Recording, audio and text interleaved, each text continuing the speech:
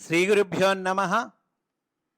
క్రీడామయుడు శ్రీకృష్ణుని బాల్యలీలా విశేషములు, అందలి ధర్మమర్మములు, తత్వము, సందేశమును ఎంతో హృద్యంగా మాస్టారు ఈ గ్రంథమున మనకు అందించారు.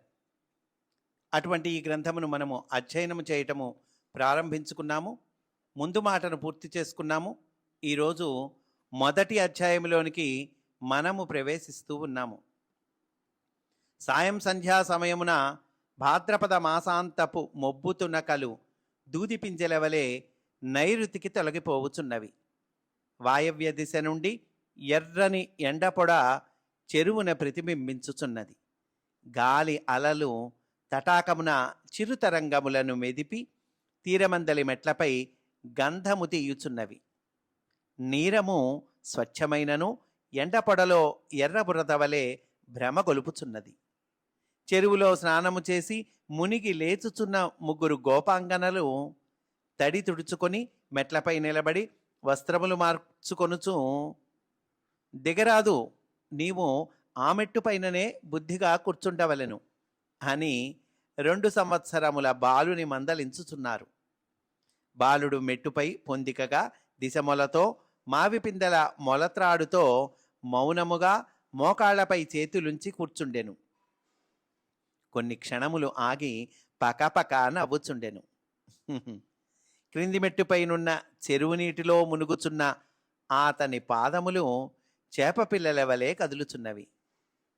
దిగనా దిగనా అని బాలుడు కవ్వించుచుండగా, దిగరాదు దిగరాదు అని ఒక గోపిక మందలించుచు కన్నులతో భయపెట్టుచుండెను. 17 ఒక బాలిక మెట్లు దిగి బాలుని సమీపించుచున్నది. ఒత్తుగా జగన భాగము మీదకు వ్రేలాడుచున్న వాలు జడ పడగ విప్పిన నలత్రాచువలే ఒదుగులు పోవుచుండెను. ఒక చేతిలో చిన్ని కడిమి పూల గుత్తి నెమలి కన్ను, మరి ఒక చేతిలో ఒక సన్నని వేణువు. మెట్లు దిగుచునే ఆమె, వ్రజకుండ్యము నుండి నీకోసమై కొని తెచ్చి తిని, ఇంటికి పోయి తిని నీ వచ్చట లేవు అని బాలుని దక్షిణ హస్తమునకు తన చూపుడు వ్రేలందించి మెట్లెక్కించుచుండెను. స్నానము చేసిన గోపికలలో ఒకతే, ఇంకేమీ మాతో మాట్లాడాడు, రాధత్త వచ్చినదిగా, ఇంటి నుండి బయలుదేరినప్పుడు మాత్రము మేము సాయము రావలెను, రాధ కనిపించినచో ఎవరూ అక్కరలేదు, ఎంత సులభముగా మన వెంట పడునో అంత త్వరగా మనలను వదిలించుకొనును, అన్ని చేష్టలు స్వతంత్రములు అనెను. 2వ గోపిక, ఏమమ్మా రాధమ్మ, మేము గదా తల్లితో చెప్పి పిల్లవాణిని వెంట పెట్టుకొని వచ్చినది, ఇతగాడిని మేము అప్పచెప్పవద్దా అని నవ్వెను. చేతనైనచో పిలుచుకొని పొండు, మాకు పని ఉన్నది, మేమిద్దరము ఇచ్చటనే కూర్చుందుము అని రాధ బదులు చెప్పెను.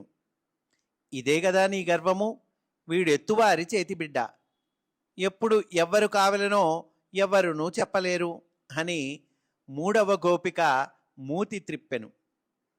ఆ తర్వాత మొదటి గోపిక అంటోంది, అయినను మేము నీతో మాట్లాడలేదు గదా, బాలునితో మాట్లాడుచుంటిమి, నీవు కల్పించుకొననేలా అని మూతి బిగించెను.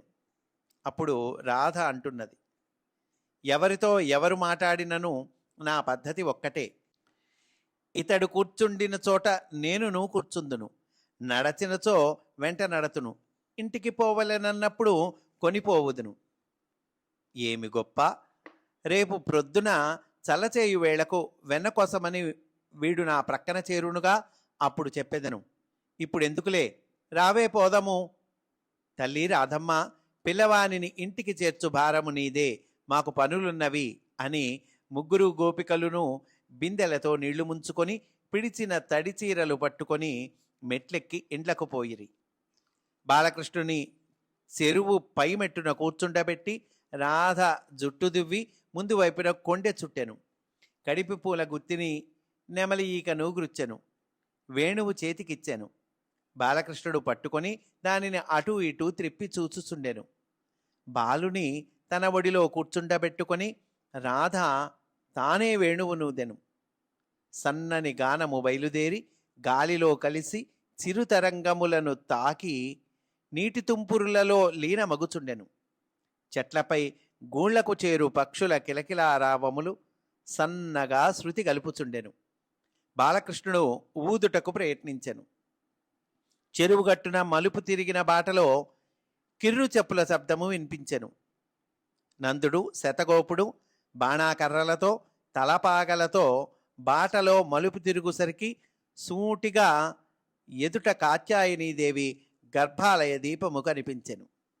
రాధయు బాలుడును లేచి వారి వెనుక నడువసాగిరి. అప్పుడు శతగోపుడు అంటున్నాడు, రాధా, నీవెప్పుడు వచ్చితివి? మీ అమ్మ కూడా వచ్చినదా? అనగా రాధ అంటూ ఉన్నది, నేనే బయలుదేరి వచ్చి తిని. అప్పుడు నందుడు అంటున్నాడు, బాలుడు వచ్చిన వెనుక వ్రజగ్రామముల వారి రాకపోకలు గ్రామాంతరములని ఎవ్వరికి గుర్తుండుటలేదు. అందరును ఒకే గ్రామమున తిరుగుచుంటిమి అనుకొనుచున్నారు. అంటే కృష్ణస్వామి వచ్చిన దగ్గర నుంచి ఈ గ్రామానికి ఆ గ్రామానికి బాగా తిరుగుతున్నారటండి. ఇది వేరే గ్రామము అని ఎవరికి గుర్తుండటం లేదట. అప్పుడు శతగోపుడు అంటున్నాడు, అది సరికాని మన వ్రజగ్రామములలో జరుగుచున్న తిరుగుబాటు వార్తలు దేశాంతరములకు ప్రాకుట ఆశ్చర్యము. మొన్నటి దినమున నీవు అందుకొనిన లేఖ వంటి లేఖలు మన మిగిలిన గ్రామముల వారికి కూడా అందినవి. మన తిరుగుబాటులకు సంతోషము వెలిబుచ్చుచు యవనులు అన్ని గ్రామములకును లేఖలందించిరి. వారికి కూడా కంసునిపై కేసిపై వైరకారణములేవో ఉన్నట్లు చిత్రించుచున్నారు. అనగా నందుడు అంటున్నాడు, ఇది వివేకింపదగిన విషయము. మధురలో నగరమునకు దూరముగా మధువన సమీపమున ఒక యవన గురువు చిన్న విద్యా కేంద్రమును ఒకదానిని నెలకొల్పుటకు కంసుని అనుజ్ఞ పొందెనట. యవన గురువండి, విదేశీ కుట్రదారులు. అంటే చిన్న విద్యా కేంద్రం ప్రారంభించుకోవటానికి కంసుడి నుంచి పర్మిషన్ వచ్చిందటండి. కొందరు యవన భటులు కూడా ఆయుధములతో దిగి పల్లెలలో నివాసములు ఏర్పరచుకొనుచున్నారు. ధృతరాష్ట్రుని సమ్ముఖము నుండి వారు కంసునికి ఆజ్ఞాపత్రము కొనివచ్చిరట. అనగా శతగోపుడు అంటున్నాడు, శకుని స్వయముగా 3 యవనాచార్యులను హస్తినకు కొనివచ్చి సుబలుని కోరికగా రాజదర్శనము చేయించెను.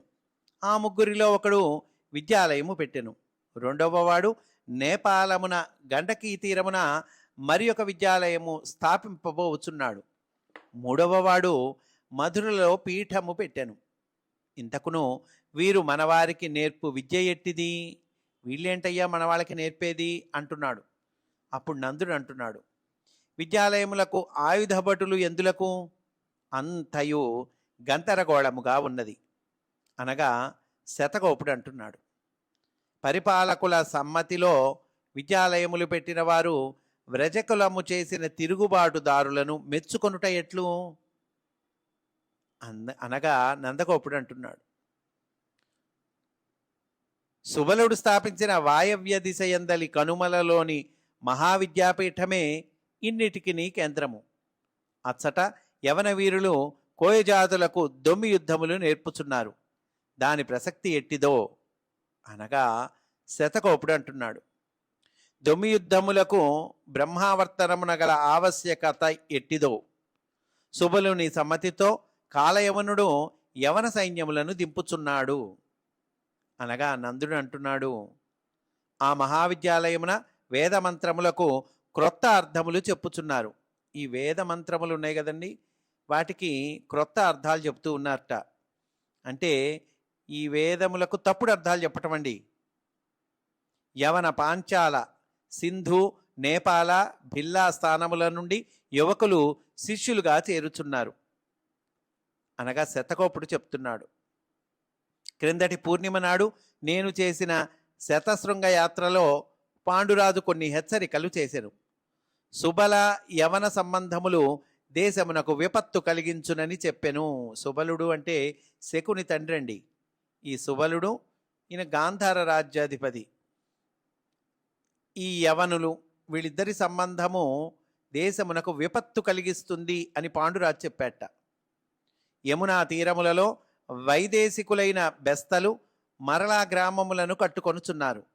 ఆ నడుమ జరాసంధుని దెబ్బకు దేశమును విడిచి పారిపోయిన వారు ఈ నడుమ మరలా ధృతరాష్ట్రుని అండదండలతో కూడా తీసుకొనుచున్నారు.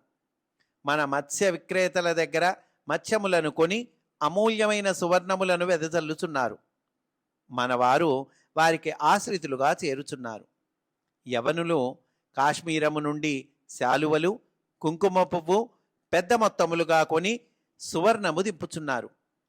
హస్తినామున్నగు నగరములలోని సాలెవాండ్రతో సహవసించి అమూల్యములైన పట్టు వస్త్రములను, సన్నని నూలు వస్త్రములను బహుమూల్యమునకు స్వాధీనపరుచుకొనుచున్నారు. ఎక్కువ డబ్బులు పెట్టి స్వాధీనపరుచుకుంటూ ఉన్నారటండి. బహువస్త్ర విక్రేతలను గణములుగా నేర్పరచి తాము నాయకులుగా వాణిజ్యము నడుపుచున్నారు. అంటే ఈ వ్యాపారం వాళ్ళ చేతుల్లోకి తీసేసుకుంటున్నారండి. దేశంలోని ప్రజలకు వస్తువులు లభ్యము కాకున్నవి. ఎందుకని? వీళ్ళే ఎక్కువ డబ్బులు పెట్టి కొనేస్తున్నారుగా. అందువల్ల దేశంలోని ప్రజలకి వస్తువులు లభ్యం కావట్లేదటండి. కొనలేని స్థితి ఏర్పడుచున్నది. ఈ పోకడలలో భయంకర పరిణామములు ఉండునని పాండురాజు అభిప్రాయపడుచున్నాడు అనగా నందుడు అంటున్నాడండి, మొదట పోకడలే అంతుపట్టలేదు.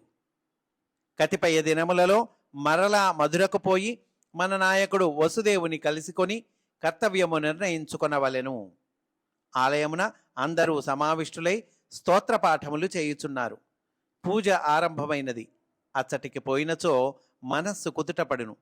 పూజాంతమున గర్గులు కొన్ని సందేహములు తీర్చగలరు అంటూ ఈ అధ్యాయాన్ని పూర్తి చేశారండి.